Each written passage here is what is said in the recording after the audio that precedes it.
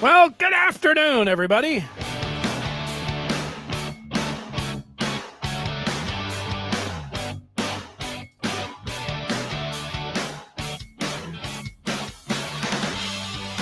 Welcome into the Maize and Blue Reviews. Good afternoon, Michigan football. I'm Dennis Fithian, and we are ready to get things underway.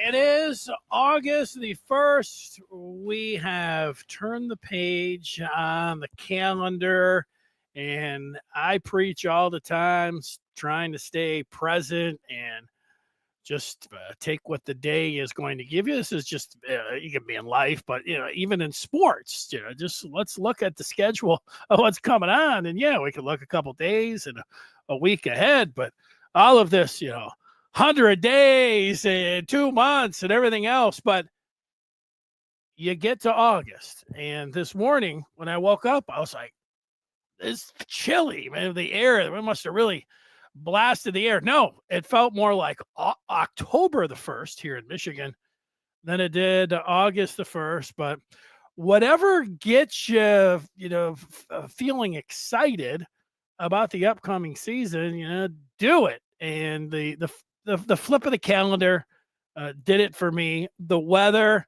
helped, and now I'm just sitting back and I don't know, you say counting the days. I'm not trying to count the days. It's here. It's a camp underway, and I'm ready. I'm ready for it. Last night it was a little bit of a taste. The people were saying, "Oh, we're back." It was the Hall of Fame game. It's been a few years since I've watched the Hall of Fame game. Maybe watch the intro, see, Mike Tirico, Chris Collinsworth doing a setup or something. And then it's like, it's odd. But it was the Lions and the Chargers. I mean, you had Jim Harbaugh over there hitting it's still a little tough, I think, for people. I get it myself, watching Jim Harbaugh over there hit Trey Lance on the shoulders, getting them all fired up, like he did at Michigan. And then, to see the Lions, they go down to Dan Campbell. Dan Campbell hit all the notes. I don't know, you go down and you're gonna talk mostly whether you say it's cliches. It's not like you're giving up any real hard. But Dan Campbell, answered the questions about last year and it ending, and then looking forward to this year and 2 new coordinators and everything. And then they kicked it off, and the Lions fumbled the kickoff. And it's like, oh yeah, the exhibition season doesn't matter. It doesn't, especially a Hall of Fame game with other guys out there, 1 or 2 that you'll see when the regular season starts. But anyways, it's nice even just to have preseason Hall of Fame game football. Remember years ago, gearing up for the Hall of Fame game, thinking, wow, man, this is really early that they're having a Hall of Fame game. But whatever, it's on now. It feels like it to me, maybe to you too. Anything to, get the wheels turning. The upcoming season, I think, is what I was trying to say there. I've got some Michigan football camp notes, some things that have been talked about and what's going on in training camp, what we can divulge to you. We'll go over it a little bit. I have a guest expected to join us in about 25 minutes from right now from The Athletic. Nick Baumgardner expected to join up on this broadcast, and we'll talk with him. He covers NFL draft, the Lions, college football. Right in his wheelhouse to bring him on. He's been on here before, and we're expected to have him on again. We're going to start out talking about the hype train for Michigan. And if you missed it, the first hype train was pretty obvious, I thought. It was Bryce Underwood. He's leading the hype train, and we might just sit here all day long or all month long until we see him. It's Bryce Underwood. No hype is going to be even started. You can't climb aboard the train until you have Underwood out there, and we'll, like every time we're on, I think anybody that's going to talk about Michigan football be talking about number 19, leading Michigan at quarterback this year in his true freshman season. So there he is, sitting at number 1 on the hype train. But can it be? There's, there's. I was going to say, there's 99 other players out there, right? Other than, or 104. What is it? 105 scholarships now, something crazy like that. It's to be 85, and I think it's up to 105 now. 104 other players out there to be suited up besides Underwood. But yeah, he's going to garner most of the attention, and rightfully so.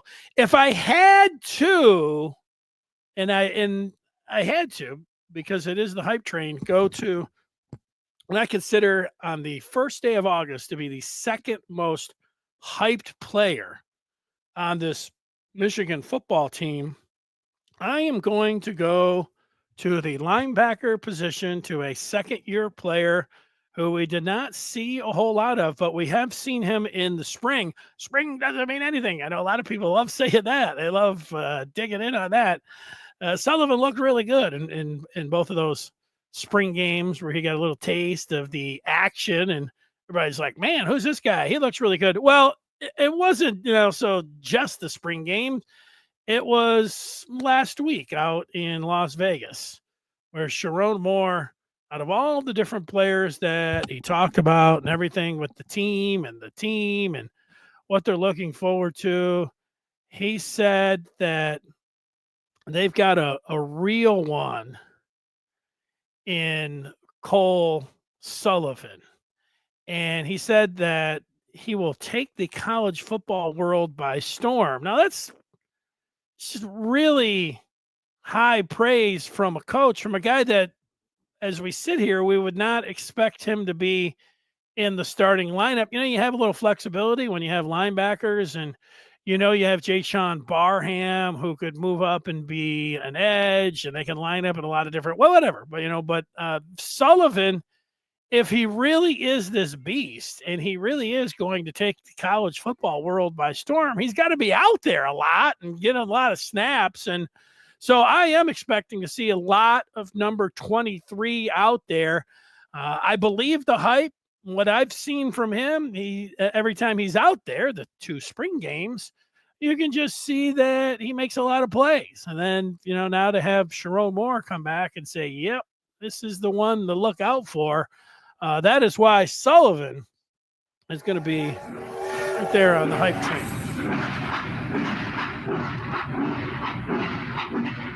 2.0, Cole Sullivan. I think everyone would agree with that. Now, in between now and the next 20 minutes, if you have a question on Michigan football, something you're looking forward to, something you're wondering about with this team, you can join in and ask a question, make a point, and I'll pick it up and see where you're at and what you have to say about everything. I'll give you some camp notes and some things that I see that is being talked about over on the Maize and Blue Review on the Den. Why don't you go over to on3.com to join up with the Maize and Blue Review? Got a specials running. Great time to get in this August. Jay talking about Michigan looks like they're back in the submarine. Well, you've got fall camp, and you've got game week, which will take you to the 25th, and here we are the 1st, and then they get where they, before class starts, I don't have that date in front of me, but they get up and whatever it is at 6:30, 7 o'clock, something around there, kind of early. Get breakfast, hit the treatment, get taped, and then it's from there all the way till 10 o'clock at night. In between, watching film, eating, practice, walkthroughs. I mean, it is on, and that is what they call the submarine. That's right. They're in there and working at it, and there they are. That's it. John watched all 4 Ohio State games last night. I think we all We don't even need the clarification, John. I know that you've watched the last 4 all Michigan victories. That's not a bad thing to do. I was tied up all night long watching the baseball trading deadline, and then after it was over, it was a little bit of I don't need anything else. But that is a way to go. That take you when you say all 4 Michigan games last night. If you're kicking those off, and yeah, you can fast forward through halftime and the commercials, but you're still looking at I don't know, a 6, 7, 8 hour viewing experience, which I wouldn't mind. Yeah. Oh, John, saying which ones. We knew that. Aaron's all aboard the hype train. It's the time of year to do that. People are talking about and jumping aboard it. Aboard. Jeez.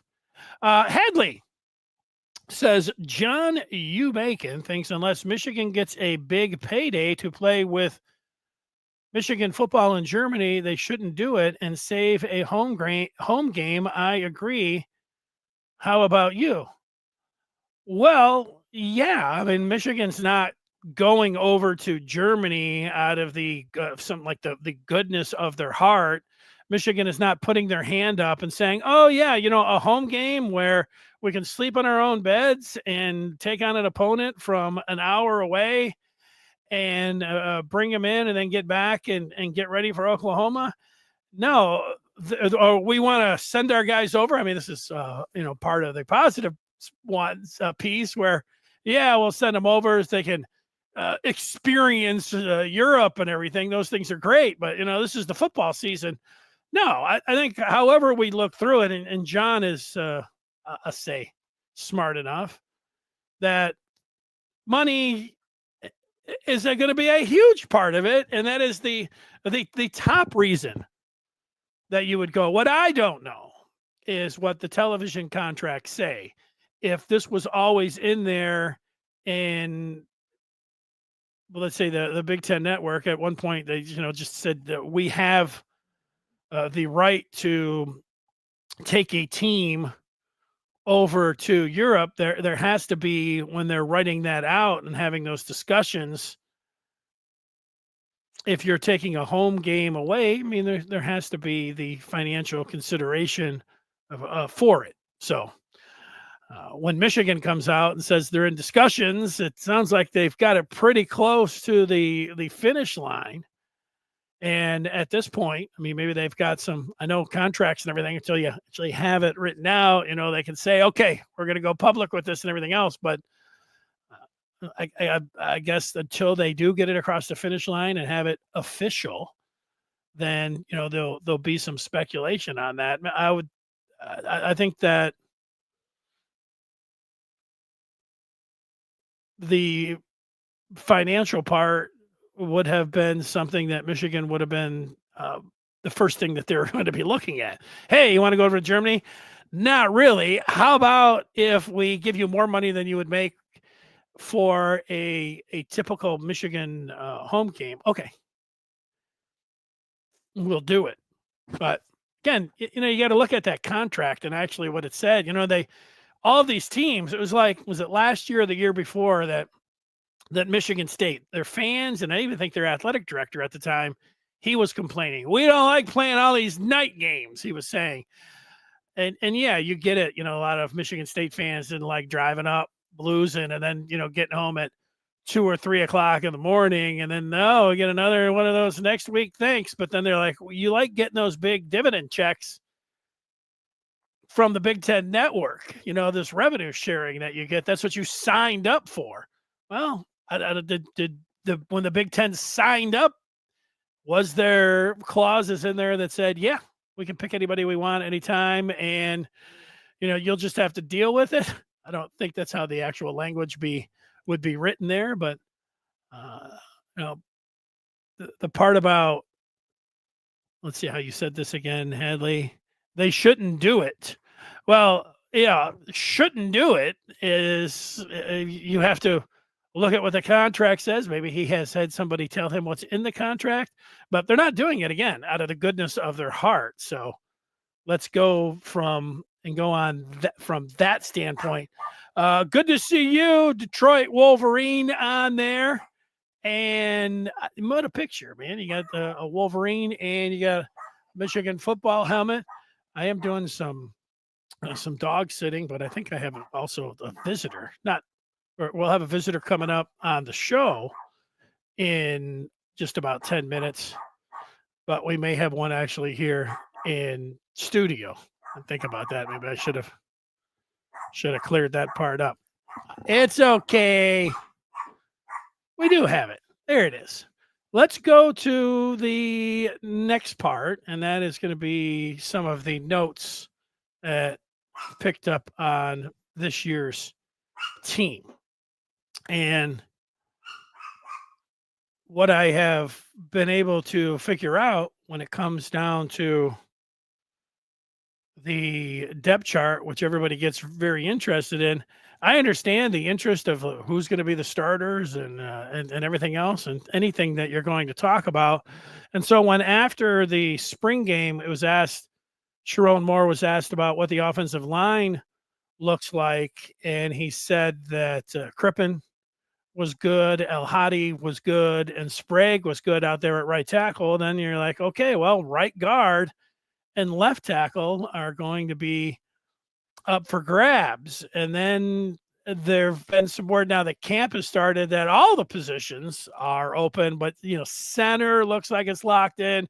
Probably El Hadi at left guard. So then, hey, what's going on with Sprague? What happened there?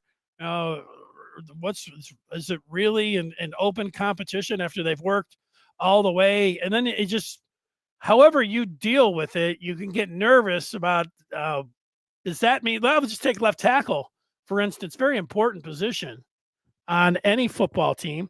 Michigan's going to have a true freshman quarterback, and they have a true freshman tackle in the running to be the starter for the opener. Now, is that good news or bad news? That's what you have to ask yourself.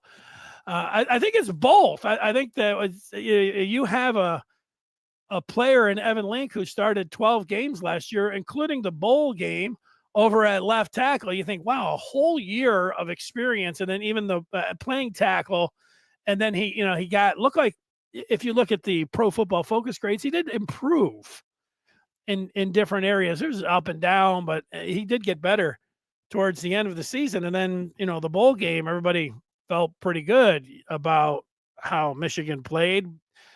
Marshall running for 100 yards and everything else, and the 23 carries.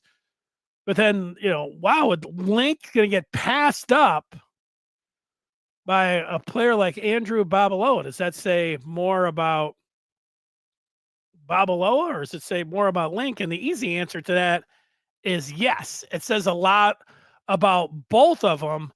But here's the thing that I will go back to, that when you have edge players like Michigan, let's just say Derek Moore and TJ Guy and Cam Brandt, who came on last year, and Dom Nichols, those are expected to be the four.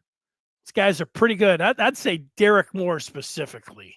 When it comes down, he's got a bag of moves that are like what you would look for from a pro defensive end edge player. All these different, the hand movement, everything, bull rush, things that you need to be able to do as a edge and a defensive end.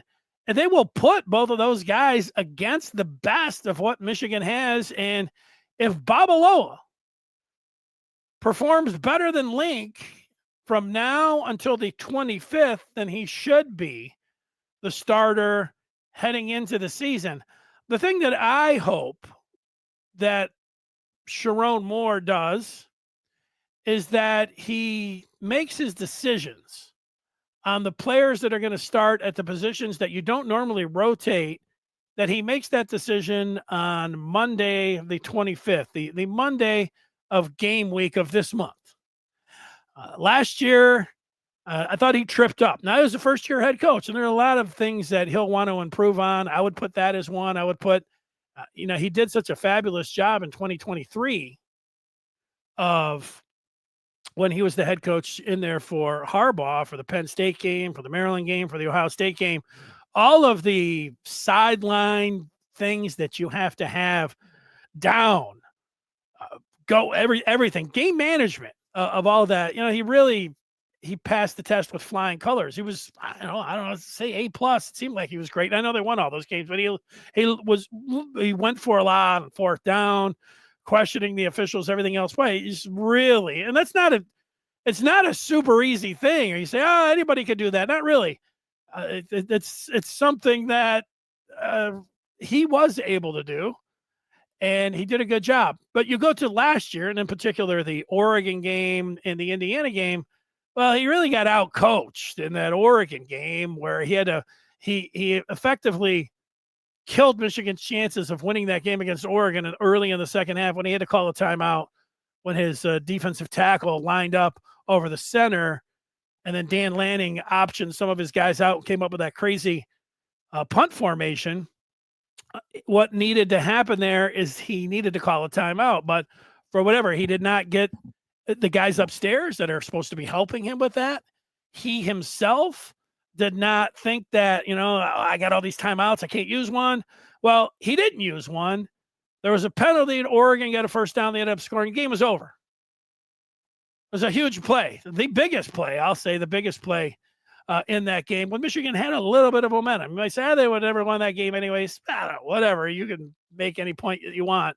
I'm making my point. So he screwed that up. All right, that's going to happen. Game management, there's a lot of those things. The very next game against Indiana, late in that game, Michigan probably was not, I'll give you that, going to come back and win that game. But if they were, clock management is a big part that you have to have really a good grasp on if you're a head coach. And that's going to be not just you got to watch a million different things as a head coach, but you have to have the guys upstairs, the communication back and forth. That's why Brady Hoke was, I don't want to call him an idiot because I like Brady Hoke. But that was really bad on him, not being able to communicate, the instantaneous communication with the guys that are up in the booth. I don't know, Brady, God bless you. But late in that game with the clock running and a timeout needing to be taken, we watch all of these football games, all of us, and we see what you do and how to handle the clock. And Michigan completely kicked it, blew it. They can get better. He can get better at that. And whether it's whoever is going to be up in the booth, relaying that information to him, getting a grasp on it better himself. It is weird, though, that he was good and almost flawless in those other three games in the championship season, and then had back-to-back games where he had game management issues. Those are areas you can get better in. I've seen enough of that. Sometimes you go a long time and it ends up being a wrap. Take, for example, Andy Reid when he was with the Eagles. And he would always get to the championship game, but people would always be like, oh, he's terrible at clock management. Oh, when it comes to game management, he doesn't have it, that. And, he got better. Now you got Patrick Mahomes. You say you get a little bit better at game management and things like that, but he seemed to get better in all of those things. So it's one of those things that I'm looking for improvement from Sharon Moore, but also making a decision about personnel the week of. I don't have any problem if he wants to put 50% of the reps on Link and 50% of the reps on Babalola there at left tackle and let these guys fight it out and grade them. They're going to be there all day long, every period, every step, every second. They're getting these grades. Here's who's winning. And if they have all of these practices when they started on Wednesday, if they have all of these practices over the next 3 weeks, and they are sitting there on the 24th, which would be a Sunday night, and they have all of this information. They're grading every single play, every single maneuver that these guys go through that they can grade them for. They're grading it. So I would say it would be highly unlikely that these guys would be in a dead heat. You can say it's close. You can say it's pretty even and they're battling. I get all that. But it's never exactly even. I give you a test and you give me a test and we take it. We might be really close, but we're not going to have the exact same grade. So he'll just have to make a decision. And the fans buy it a lot of times. Hell, half the media does when they say, oh, he doesn't want to give anything away. There's no reason to give anything away. Mostly it comes back to quarterbacks. And people were saying it last year when he kicked it, when it came down to the quarterbacks not announcing one. And everyone said, oh, well, he didn't want to give anything away to, whoever they were playing last year for the Open. Okay.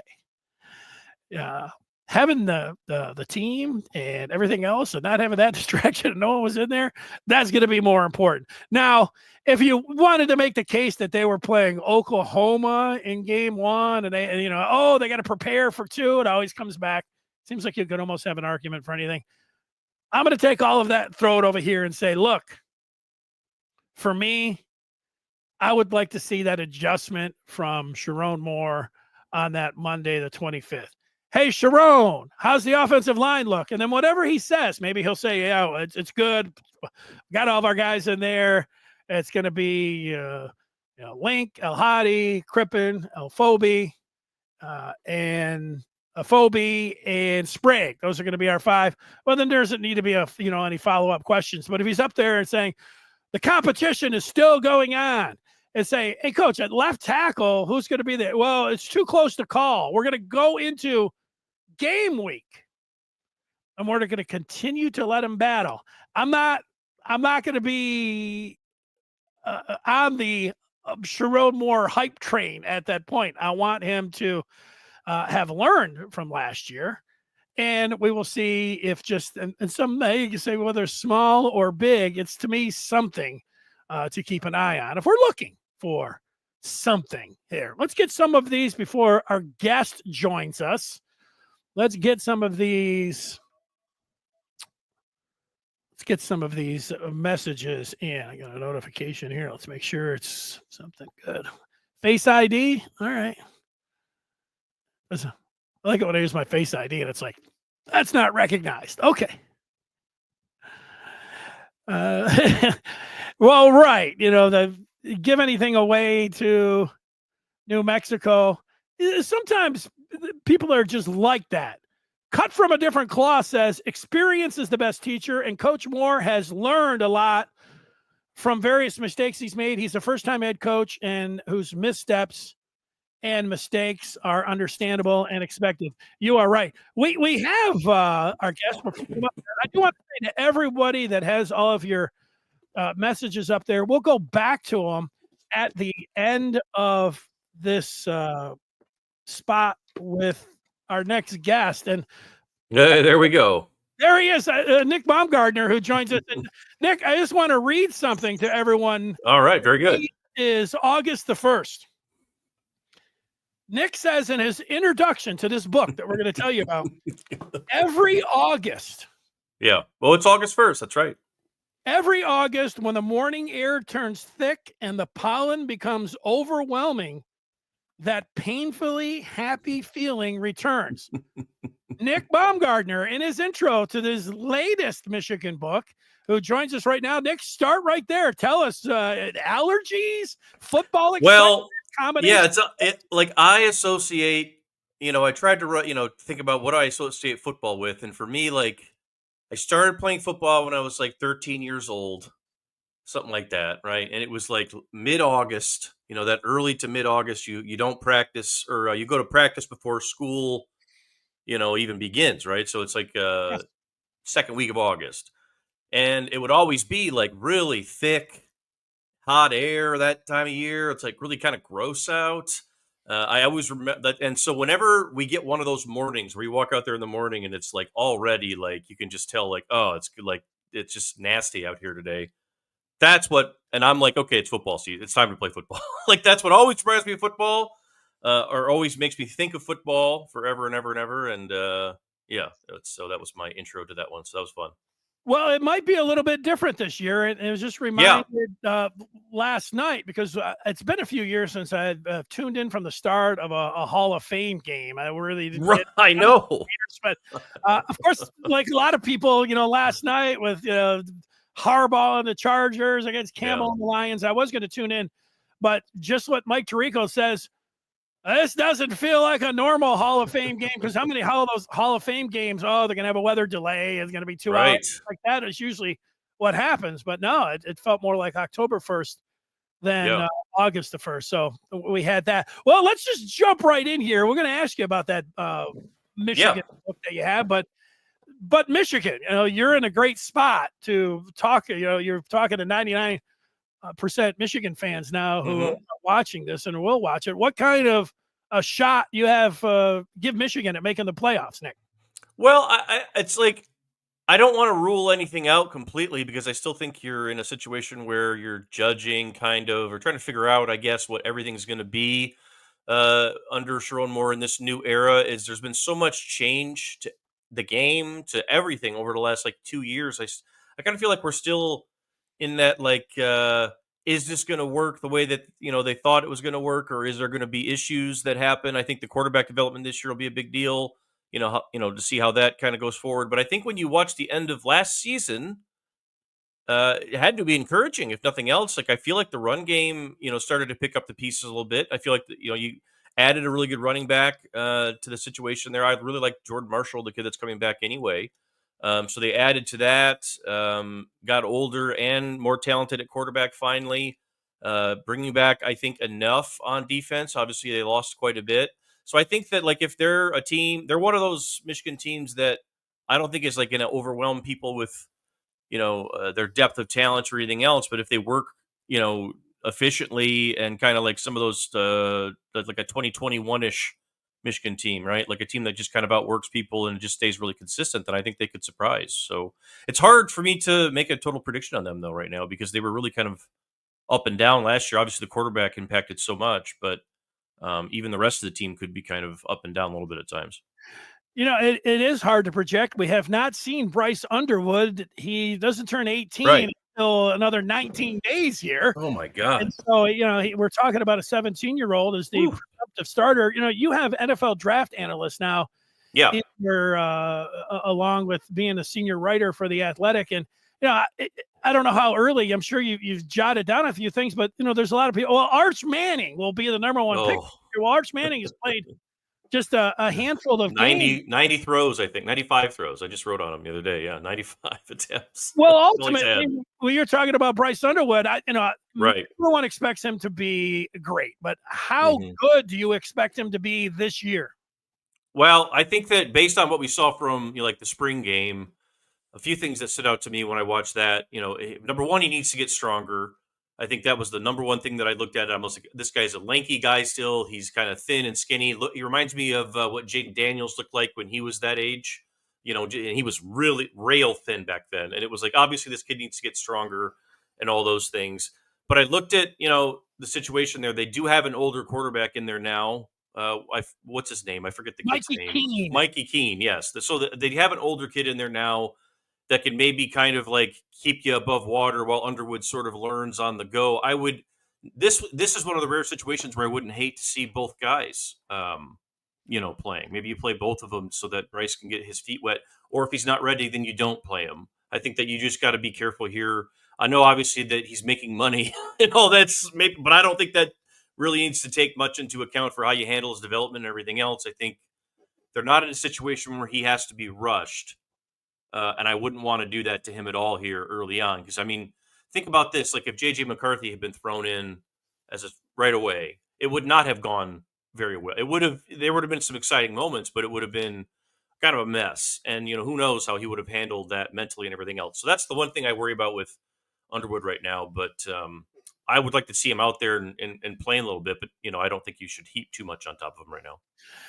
Yeah, that's interesting because Keene wasn't available for the spring Right. until last week, so they didn't practice him. And Sharon Moore, said it a bunch of times. He's taken over 2,000 snaps as Yes. Very as a experienced kid. starter, so he does have that experience. But Michigan fans, and I know myself watching it all, you had Bryce Underwood take every snap then, along with Jaden Yeah. Davis. And then I liked how they did the spring game. You had those two guys just controlling whether it was the maize or the blue, and we saw them throwing an awful lot. And coming out of that, it just felt like it's just got to be Bryce Underwood. There's no way he did everything in the spring. Yeah. The way that I don't know if it's a momentum or trajectory, or whatever you want to say, but then you just start thinking, New Mexico. All right, unless he is having issues with the some of the things of the playbook and stuff like that. Well, right. Yeah. that could be king, but boy, it sure seems like it would be Underwood to start. That's all. Yeah, it could be. And, it very well easily could be. A lot of it will depend on camp. Obviously, they're going to go at it here. But, like, my one concern is, like, if he has to go in there, and maybe he is ready. I don't know. I mean, maybe he did not look ready to me in the spring game, but that was one day on that. You know what I mean? Like, it could have been much better in practice, all that sort of thing. To me, I watched that one and I saw a kid who is obviously talented, but is still doing a lot of guessing and sort of like kind of learning as he goes on the fly, which is all what you'd expect for a guy that age. So, second year coach, all that stuff, true freshman quarterback. I guess if you start him, then you give yourself a little bit more of a, hey, well, you know what? We're struggling because he's a freshman, but like, I just wouldn't do it if I didn't have to. I would try to get him on the field, but like I wouldn't force things there. If he earns it, he earns it, though. You know what I mean? Then all the better. Yeah, well, it gives a lot of intrigue Sure. for the summer. Although I'll just go back and say again, I think Michigan fans all feel like, and I do myself, that if he had to put a percentage on it right now, that it's 90% plus that he's going to be the starter. That's just the way. So y'all are ready to go. So he better he better not stumble coming out of those gates. For me, it's I don't know. I guess you're right, though. They don't start like in a horrible situation. So no, when you said Jaden Daniels was so good. Yeah, he started right away. And he was fabulous last year as a pro. Even though you look at him, you say he might be skinny. I saw some, some game management issues, as like you would expect from a 17-year-old. Some false starts. Wasn't on the same page with one of his wide receivers the one time. Threw these 10-yard passes, amazing. I mean, he was peppering them. But and look, if he starts, then I hope that they're in a position and if he earns the job, then that's impressive. And I hope they're in the position as an offense to then make sure they take care of him, make sure they're not putting him in situations. And I think they will. I think Sharon's pretty good at that. Even last year, you saw them. They didn't, their quarterback play was really not good, and they didn't ask those kids to do things they couldn't do, and that ended up getting kind of the most out of the situation they had. So I think, it could work. Stranger things have happened. I've got the book to ask you about. We got to get a Lions question or two in there. Yeah. Well, let me ask you this question, because you run in different circles than a lot of the Michigan fans here, where they get their information from. And any day now, and I actually just checked my phone to see if we had seen anything from the Committee on Infractions today. But this CUI is expected to render a verdict here. I don't know, a vibe that you get that you could tell the Michigan fans that are watching this. I would just say that the narrative around Michigan from most of the people that are following the program in Ann Arbor is that there's not going to be anything scrubbed, that there's not going to be any bans. Yeah. So from there you can find it. But I don't know. You, like I said, you run in different circles. What kind of vibe does Nick Baumgardner get? I don't think that's I think that the only people that I've seen that have brought that up is something that's it's like an Ohio State fan or somebody like that, or a Michigan State fan, or, a rival fan base, that kind of thing. I really don't think that, I know that there's not a lot of precedent here, and that's the hard part for people to speculate on. But like the NCAA, I mean, I feel like Michigan has actually kind of done way more, to help the NCAA in this situation than most teams would do, which is absolutely nothing. I think I hear that a lot from Michigan people is a lot of this didn't need to, you could have just dug your heels in and acted like North Carolina did during that, academic thing. And then, it's gone and everything's fine. So I don't think you'll see anything removed. But I think you could see a hefty penalty for Harbaugh, when it's all said and done. And I don't think Sharon Moore's going to, they self-reported 2 games.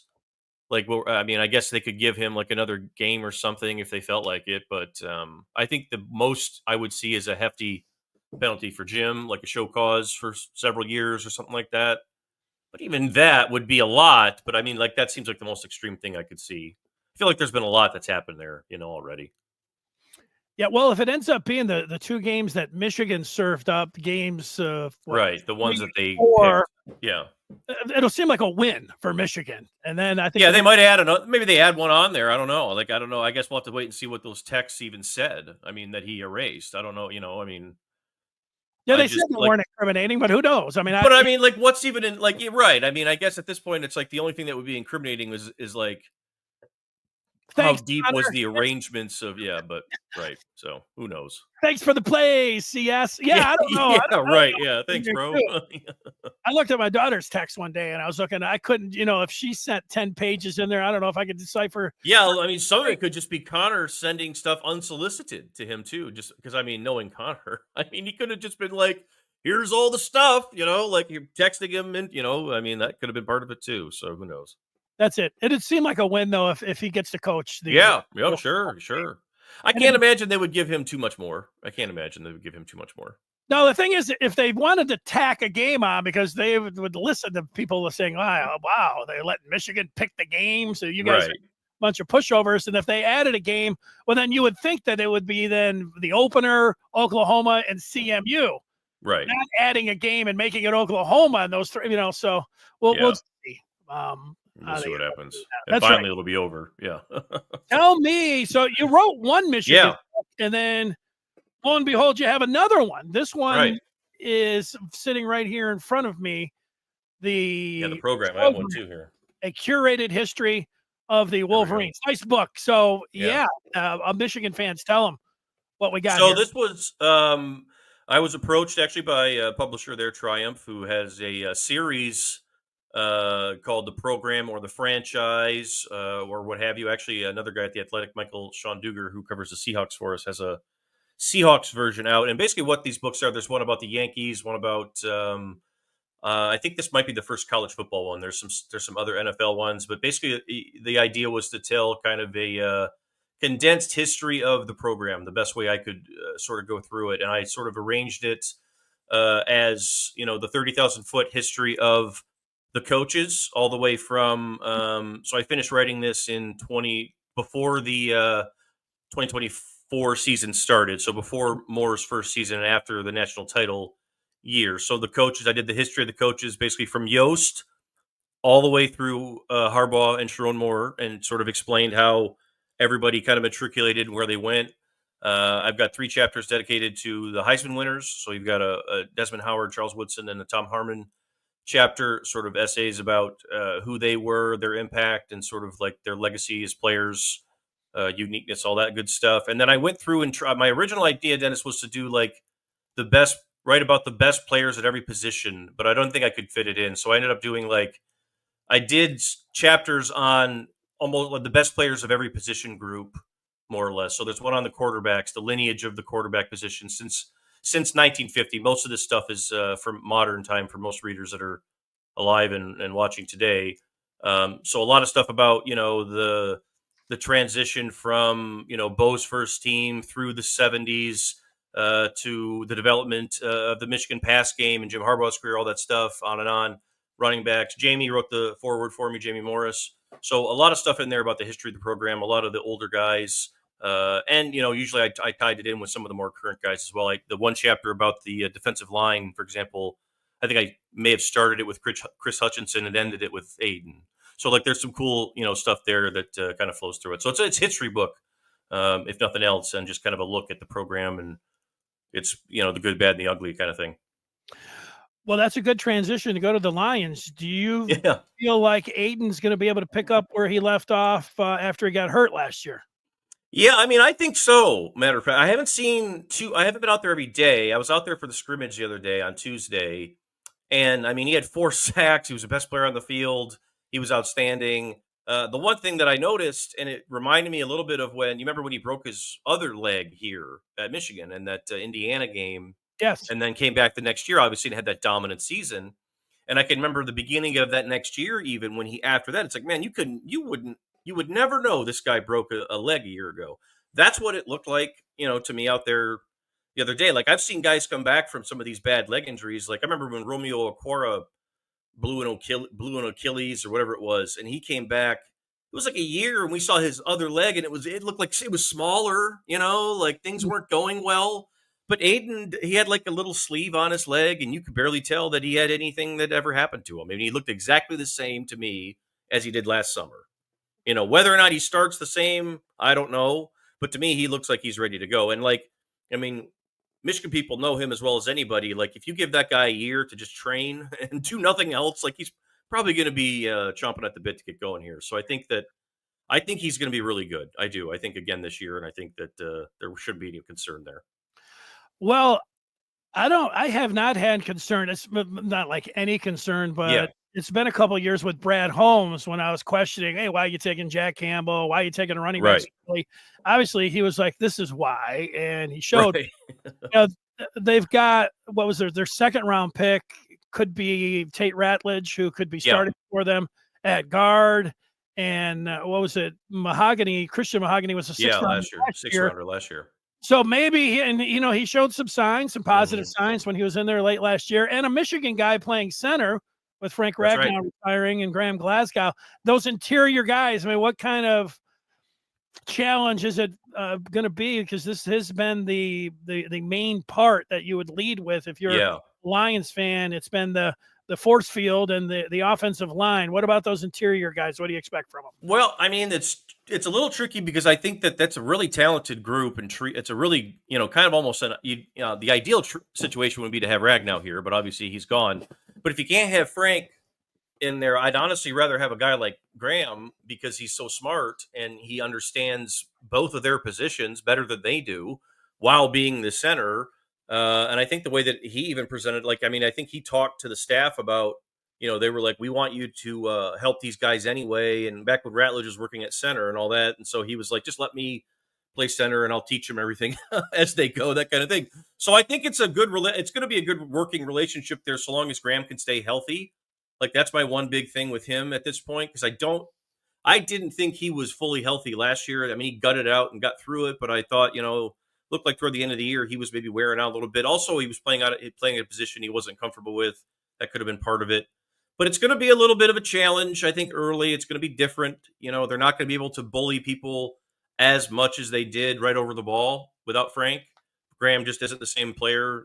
He would admit that to you. That's just not the same. That's not his game. So I think they'll tweak some things there. But I do think in time it's going to be fine because Ratledge is really good. He's already made some hay in there. You could see him moving people in scrimmages. They didn't play him in the preseason game because they don't think he needs it. Same with Mahogany, and I think Mahogany's going to be pretty good too. So I like those guys. I like Graham. They got to stay healthy because there's really nobody else now. Graham was always kind of if Frank gets hurt, at least Graham's here and he can come in and step in. Now, if Graham gets hurt or something, it's a problem. So it's much thinner, which is concerning. But I do like the potential. I'll give you two quick ones. And when it comes to the Lions and you're talking about them, you go to the coordinators. They lost both of them. You look at the resumes for John Morton and Calvin Shepard. They look pretty good. And you'd say, well, they'll be fine. Dan Campbell's the one. He's the one that's setting everything. How do you see if there's any drop off or the challenges to have not one, but two new coordinators for Dan Campbell? Yeah, I think there could be some issues, early on there, or some, as these guys get used to each other during games and that sort of thing. And we'll see how all that, how severe. But I don't think it'll be too big a deal though, because Dan knows these guys really well. Like Shepard was basically Dan's first boss, or Dan was his first boss here at the NFL. I mean, he was the guy that brought him back, so he knows him as well as anybody in the league. They were very close, and he's been around John Morton forever. With Sean Payton at several different stops too. My one thing that we haven't seen yet. Is, and you don't see it, but sometimes it's reflected in how a guy's playing, is, Jared Goff's rapport with Ben Johnson was, he used to even say it's the best he'd ever had with any, play caller ever, like in his life. John Morton was around when they built that offense and everything. So he was probably in some of those meetings. So I'm sure Jared knows him pretty well, but like how well, I don't know. And Goff's one of these guys that at least when he first got here, the guy that was talking to him and the guy that was making the game was a big deal to him. He had the trust needed to be there, everything else. So that could be something that takes a minute too, for those guys to get totally comfortable with each other. I don't know, but they also have, maybe not, because Morton might have already sort of developed that with Jared previous stop here. So we'll see. All right, Nick, my last question is about both Michigan and the Detroit Lions. The Lions went 15-2 last year. Whew. What Michigan went 8-5. You already 8-5, yeah. How they had a strong finish. There's no doubt about that. The Lions, well, you hate to go back to that Commanders game, but so what do you have an official prediction yet here on August the 1st for both of these teams? Well, I would say that I think the Lions are going to win fewer games than 15. I think that I've told people that for a while now. I think that there's going to be a clunker or two maybe in September or October even, when all these new pieces on the coaching staff are sort of sorting things out. But I mean, I also could be proven wrong. Maybe they go out there and show us that it doesn't really matter, because they do bring back most of their players. But I do think they're going to win fewer games. I don't think I would drop it past like 12. I still think this is like a 12 or 13 win team when all things are settled out, depending on health and everything else. And then Michigan, I mean, the Big Ten, I think, is really interesting. It's now like a war of attrition, almost in some ways. It feels like whoever can just like be standing at the end, that's playing pretty well and coming along late. And Michigan does have a lot of guys that are sort of still on their upward trajectory. It wouldn't shock me if this team finds a way to win, 9 or 10 games, but I wouldn't go that far. I would say that I think they'll win 9. I think I'll give them one more than last year. I think they'll win more than last season, but I don't know if I would guarantee much more. 9-3 will be one away from the playoffs, which will put it right in there on the line. Yeah. Yeah, which will make exciting right down to the end. Well, I believe that it's going to be exciting for both teams right down to the end. Nick, we appreciate your time. Your book, I see it. You can go to Amazon, real easy way to. Awesome. And I would bet, the difference. Yes, it's on Amazon, pre-order there. I think somebody told me the other day it's already at Barnes & Noble somewhere in Troy. It's probably around. It'll be out officially August 5th. So right now it's on pre-order online on Amazon. Am I the first person to interview you about the book? I don't think so. I think I've done one other one. This might be like 2 or 3 though. So we're early for sure, because it's not like totally out yet. They just sent all the press stuff out. So we're in good shape here. Well, debut episode. Well, I know you love football like all of us. Yeah. So great to have you on talking about football. Enjoy the rest of your month, and then it really gets going where you'll work all the time, but actually you love doing it. So. Right. Yeah. You exhaust yourself and forget that you're even doing it. So yeah. Awesome. Appreciate it, Dennis. Thanks so much. All right. Good luck with the book and have fun this year. Will do. Thanks, man. All right. See ya. There he is, Nick Baumgardner, joining us, the senior writer, NFL draft analyst for The Athletic. It's a long title, but that's what it is. And he's got it. We appreciate his time. And yeah, Michigan fans, you'll want to get that book. Look good on, you got your Michigan bookshelf. This one slides right in there and it looks good on your bookshelf. So there it is. Out of all of that stuff, if I had you give your reaction in on anything that Nick had to say, I'm going to go back and look at some of the things that people had to say here. See if I can answer any of the questions and what's on your mind. The 9-3, 10-2, that's all summer long. That's what I've been talking about with Michigan. And, I think it turns you off if you hear somebody or if you see a prediction that doesn't have Michigan in the playoffs. I understand that. And I get that. I see that there was On3 put a list of coordinators out, defensive coordinators, and they had their top 10, and Wink wasn't on there, and a bunch of Michigan fans, like they were when Pro Football Focus didn't have Michigan as a top 10 defense. It's just that time of year. If you're going to have some rankings and you're not going to have Michigan in there, and you're a Michigan fan, you're ready to shake your fist at it. I get that. I understand that part. And that's what the season, when I have to wait too long, they can start proving, all of the prognosticators right or wrong when it gets to that. Yeah, I don't think anybody's going to say, I like the Lions going 15-2 again this year. The thing, you'd like to have the 1 seed again. It's not like I'm sitting around saying, the 1 seed's not worth anything. Look, the Eagles won it last year. Look at the the one seed's not that important. Now, you'd like to have the bye until you get to the college football playoffs, and that's still what we learned last year, is that if you have a good enough win total and you make the playoffs, but you don't play in your conference championship game, you have a bye there. If you get into the championship game and you win it, well, then you have a bye. Wasn't it that every team that won their conference championship, they all came up empty? I have to look back. I don't, Oregon, obviously, they weren't able to use that bye week. So I think there's a lot of people saying, no, we don't want to play for the Big Ten championship. We'll take that bye. And you get that. It is a little bit of a risk to say that you would like to play in the championship game. If you play in the championship game and lose, you're not getting a bye either way. So that would be the spot you wouldn't want to get in. If you play in the Big Ten championship game, you want to win it to be able to get that bye.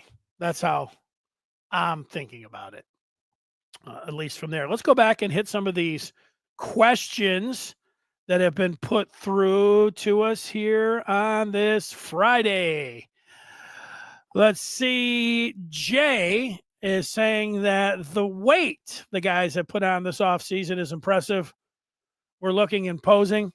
Yeah, that's good. Those are good things to hear. You think, what do these guys do in the summer phase? What do you do? These guys want the technology of what they want, where their playing weight, where they want it to be, lean mass, all of those kind of things. What you're eating, that, and they look like they have done a good job. And wasn't it Nick who talked about that he thought Underwood looked a little skinny? Underwood said that he is up from 215 to 230. So put on 15 pounds.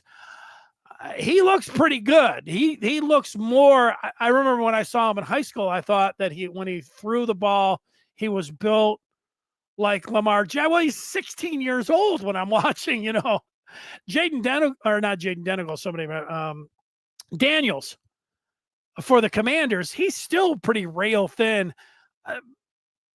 Bryce looks like he's put a nice base together from what I've seen from a guy that is 6'4". Cut from a different cloth is asking me how excited I am for this upcoming Michigan football season. Do you believe this is the beginning of a renaissance of Michigan being regularly on top and dominating college football? The last part, I would just say, I hope so. And the other part is that I think that there is a good chance that, whether you believe this is a beginning or a continuation from 2021, I would say that a beginning, because you've got a second-year head coach in Sharon Moore. The thing that I would want would be an extremely talented quarterback. And then when I plug in the rules surrounding college football right now, how Michigan has operated these last few years and how they have worked NIL, all the things that they have with their collective, they are at the very top with all of these teams. So I feel great about them being able to acquire talent.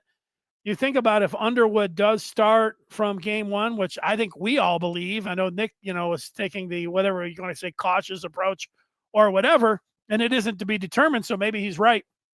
And a reminder that, you could have two quarterbacks, or it could be the Mikey Keene, and we might not even see Underwood. I'm thinking, if you have Underwood start 3 years, you get those 12 games. So automatically we're talking about 36 games, but then I would think that he could be starting more than 40 games in a 3-year career with a Big Ten championship game. And then, of course, with the playoffs, the hope would be that he would be starting more than 40 games. And I think that over these next 3 years, this year, do I, foresee a championship, a national championship? I don't, but I do foresee a national championship being in the cards, a run at a national championship in 26 and 27, led by Bryce Underwood with Sharon Moore as the head coach. So that's, considering how long you had to wait from, 97 to 2023 to then have to wait to, 2 years, 2026, 3 years, not so far removed. So as far as how excited I am for the upcoming Michigan football season, let's see if I can express it in words here. So I love sports just like everyone else. It's football, basketball, baseball, and hockey. Those are the four, college and pro. I love them both. But football holds,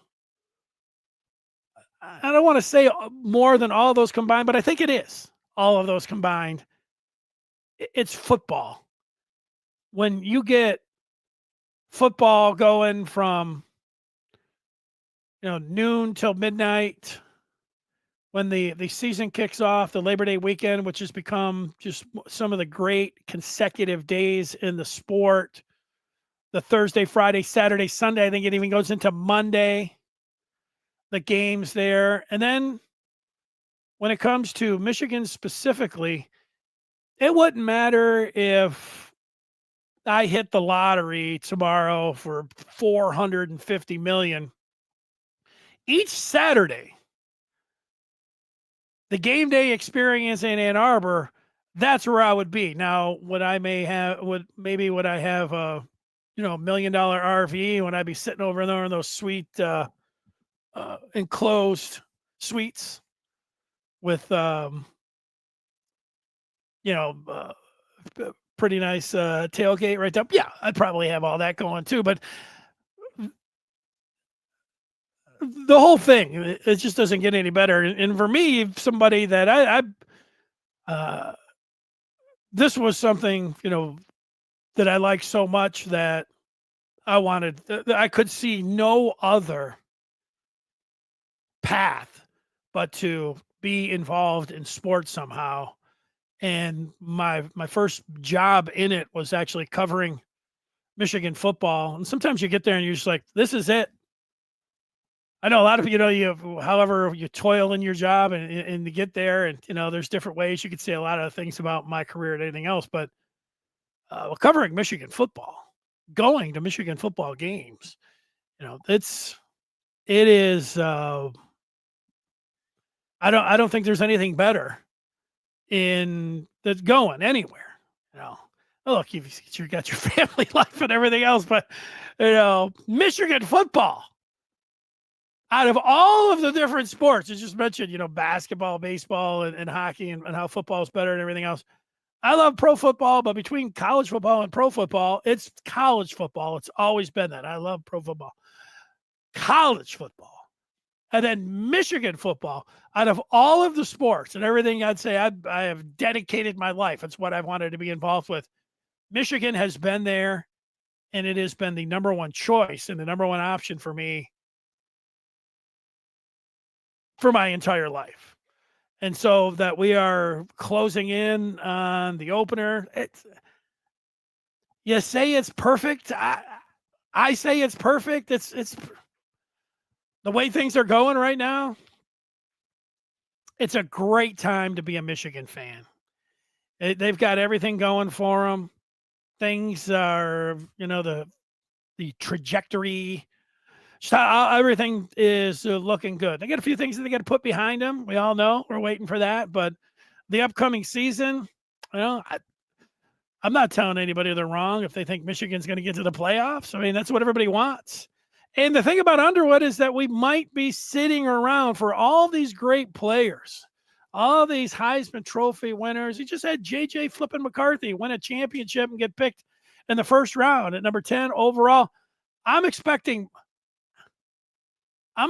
more from Bryce Underwood over these next 3 years than what I just saw from J.J. McCarthy, who's up at the very top of the mountain.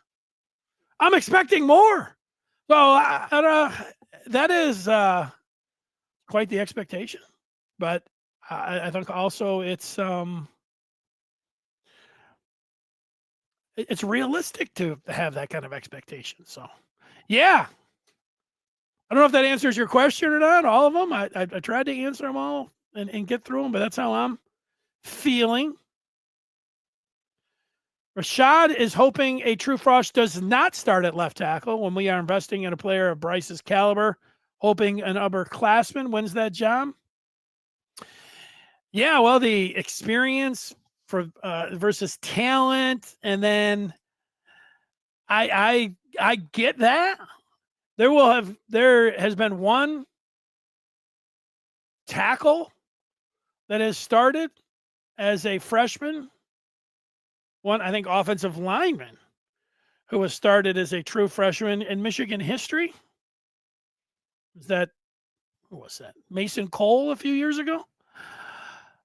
There have been two freshmen. There's been more, I'd say twice as many quarterbacks that have started as true freshmen than there have been offensive linemen. So it isn't as an incredible a feat it would be if it's Babalola out there at left tackle along with Bryce Underwood.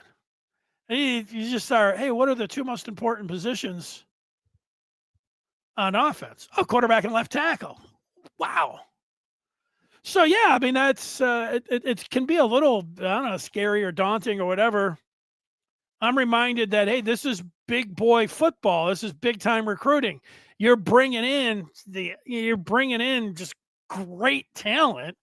And sometimes you just have the great thing about if it is Babalola and he's up to the challenge and he's the best out of all of that, I mean, you got him for 3 years at least.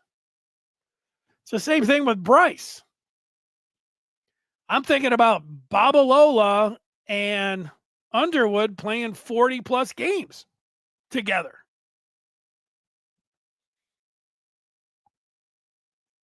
That could be a lot of fun.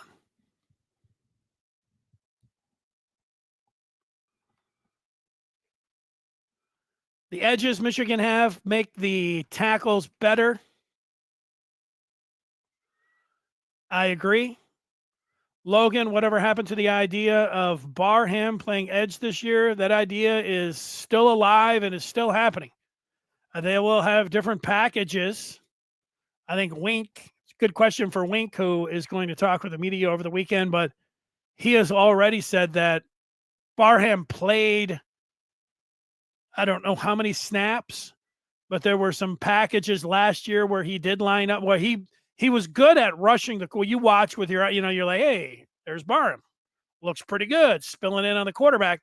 Well, then they put him at different spots, put him at the edge a few times, and they're going to do it again this year. So that idea is alive and will be happening. Scott has a prediction of Hatter being the surprise star player of this season. Well, he is competing at right guard. So if it's not Nathan Afobe, then it could be LH. And hey, that's it. We've talked a lot about Link, saying he might be, could be inside. Sharon Moore made it clear in Vegas that, because he was asked, I think specifically, could Link play guard? He said, no, he's a tackle. So that's it. I've seen this prediction by folks that Michigan will have 2 1,000-yard rushers. That sounds like a fine prediction to me.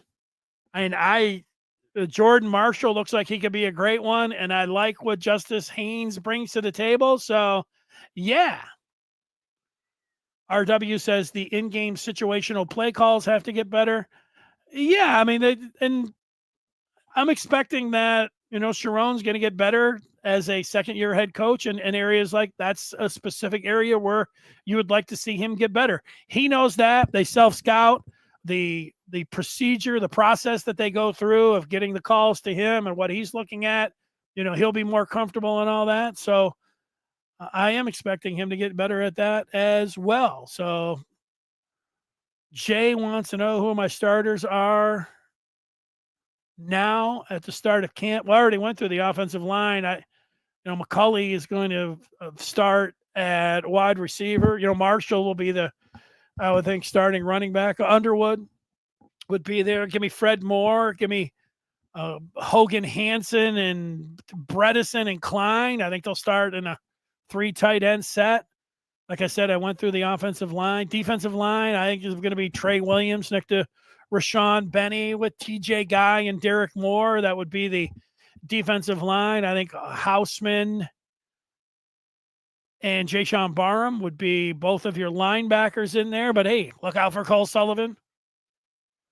These safeties, is Rod Moore going to be ready for the opener? Rod Moore, I'm going to put Rod Moore in there, hoping that he would be in there with Hillman at safety. And then the corners, I'm sure that one will be Zeke Berry. And on the other side, it's either going to be Shug Hill or Josiah Edmond or Shamari Earls. I'll say Shug Hill. Shug Hill, Zeke Berry, Rod Moore, Brandon Hillman. Houseman, Barham, Williams and Benny inside, and then Guy and Derek Moore on the outside. There's your defense. Your punter will be Hollenbach, and we all know that Zavada. That's the one I feel most comfortable having anybody saying. I think, they can compete all day.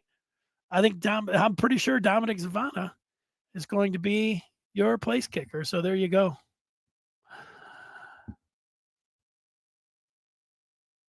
Williams jumping in. I don't know if Williams talking about me. He may have been talking about our guest, Nick Baumgardner, when Nick said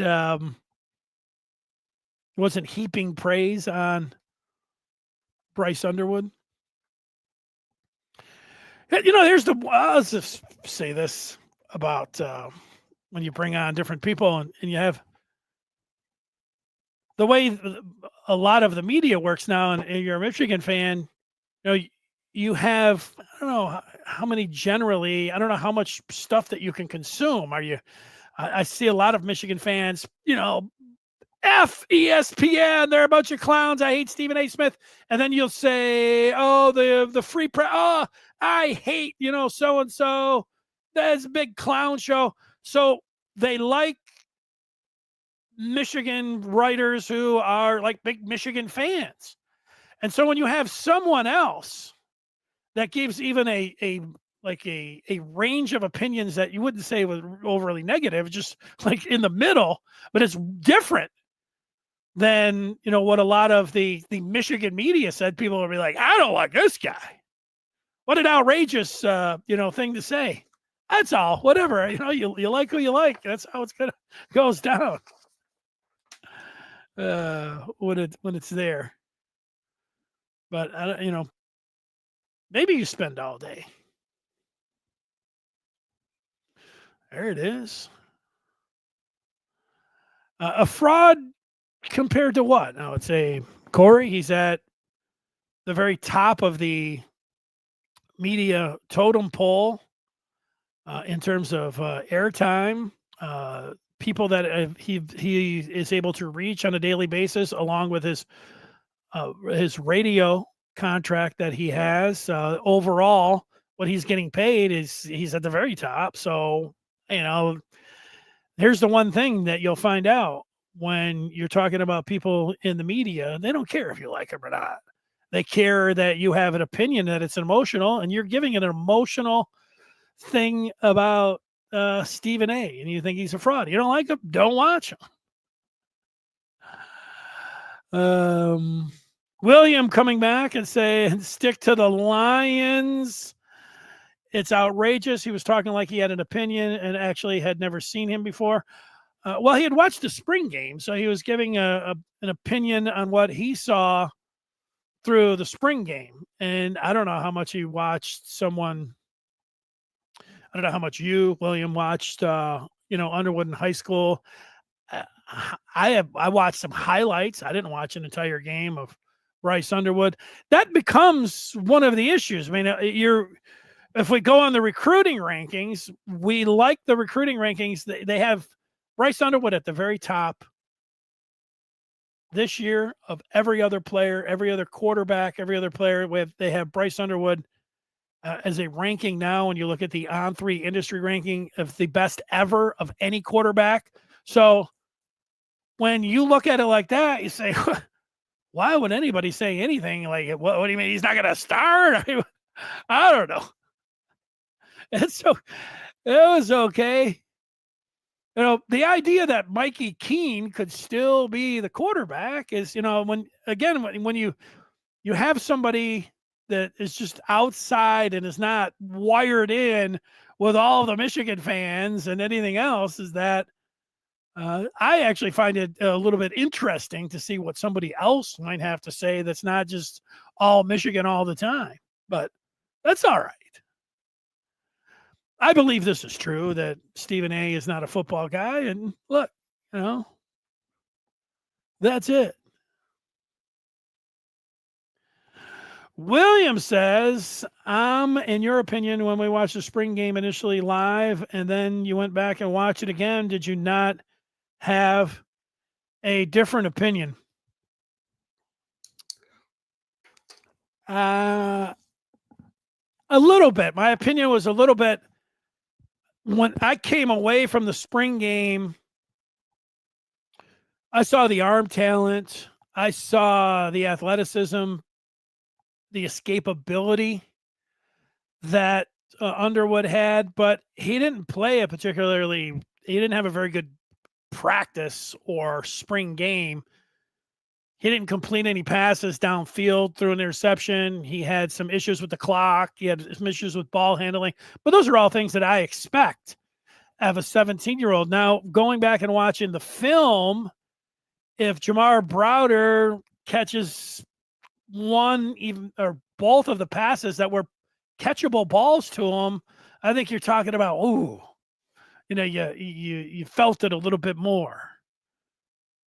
When it comes down to that, I was not blown away.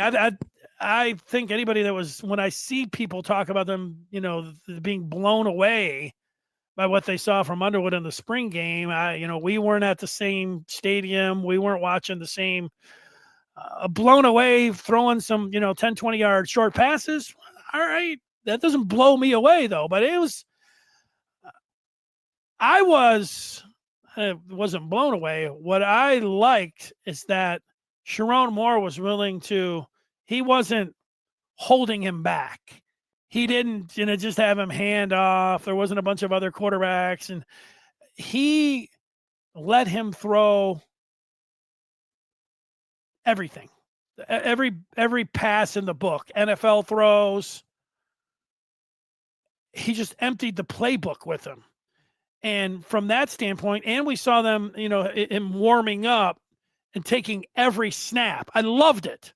The amount of reps that we were able to see with Underwood there. You see the arm, you see the technique, you see how the ball, comes out. Those are all things that you'd like to see when you're watching a quarterback. So I loved all of that, and I loved all the different throws and the windows that he was attempting to throw. That one NFL throw that he made to Browder, the one that he dropped over there on the sideline, the one in the end zone, the one that he dropped there. But overall, I did not think that Underwood was, certainly didn't blow me away. He looked like a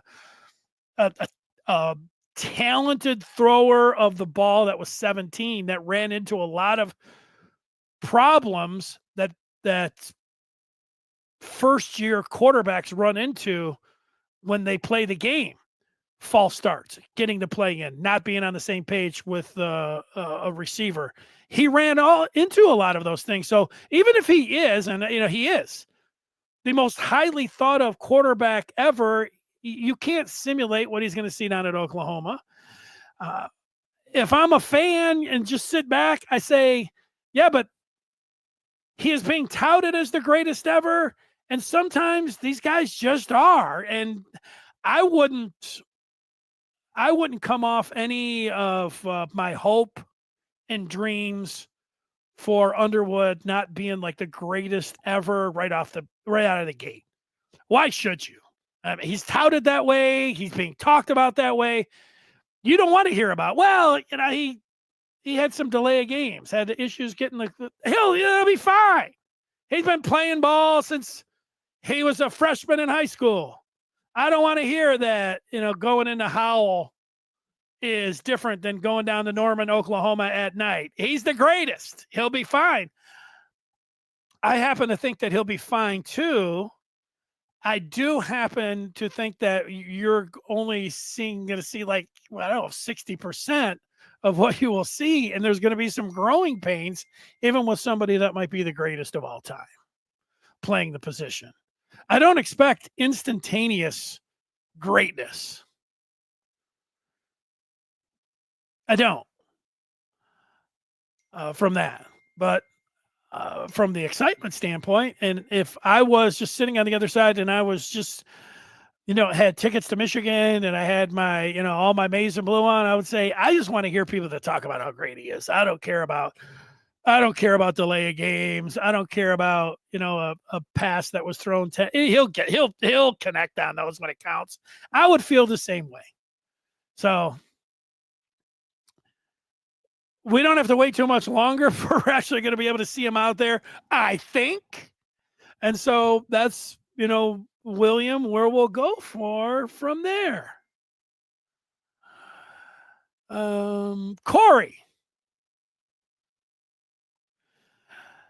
Corey says he knows Baron Davis, the great Baron Davis, who I like.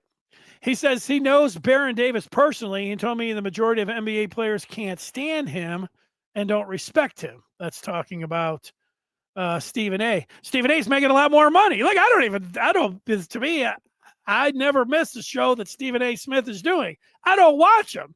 So, but sometimes it doesn't matter. Even if you're purposely, saying, I don't watch that guy. I'll be at the gym and he's on. Sometimes I'll be in the locker room. They'll have the volume up and I can hear him.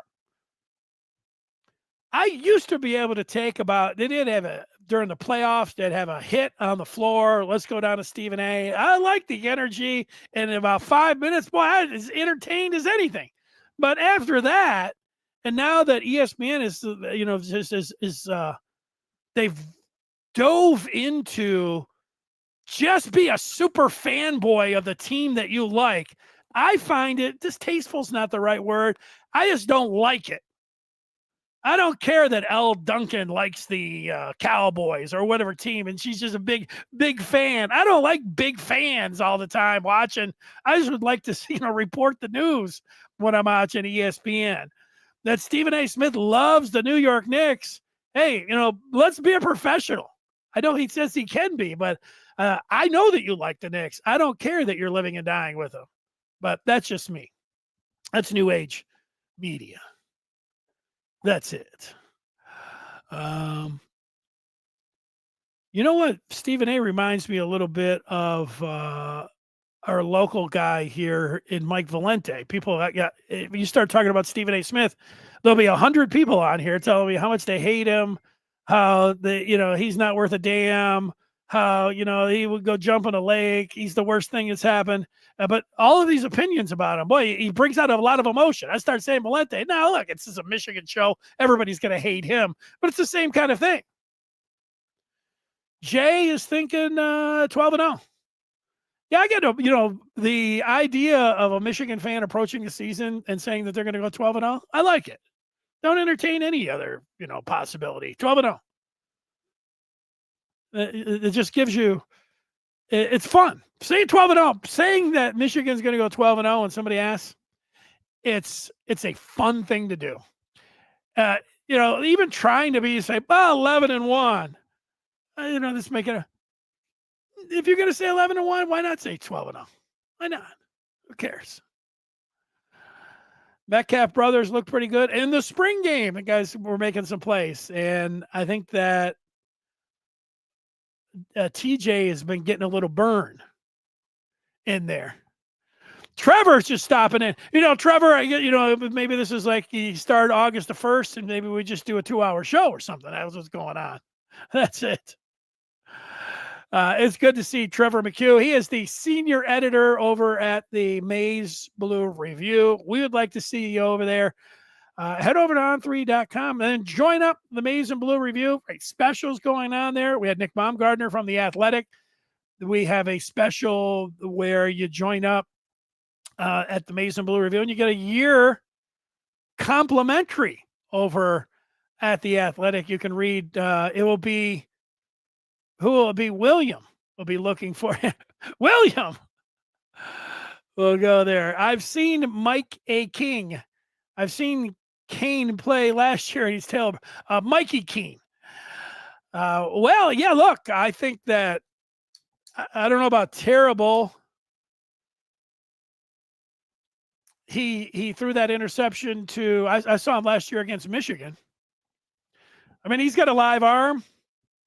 I'm not thinking that it's going to be Mikey Keene. I'm thinking that it's going to be Bryce Underwood.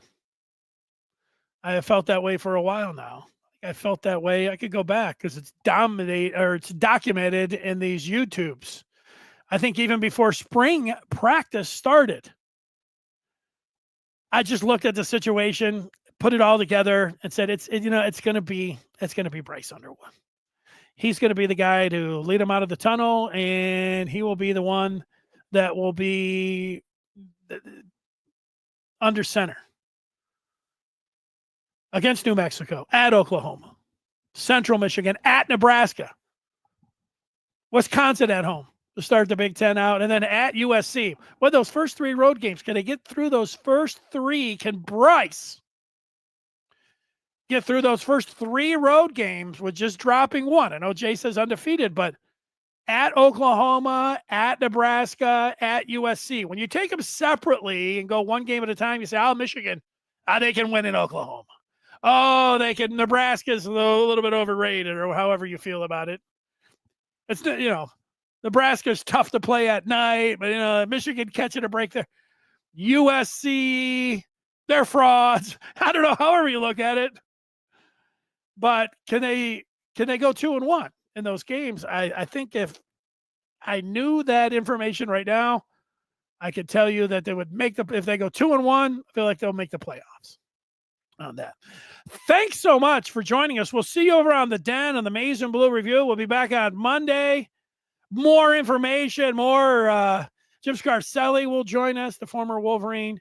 We'll be that much closer to kickoff. Thanks so much for joining us. Thanks to Nick Baumgardner and all of you for participating. That'll do it. Have a great day. Bye.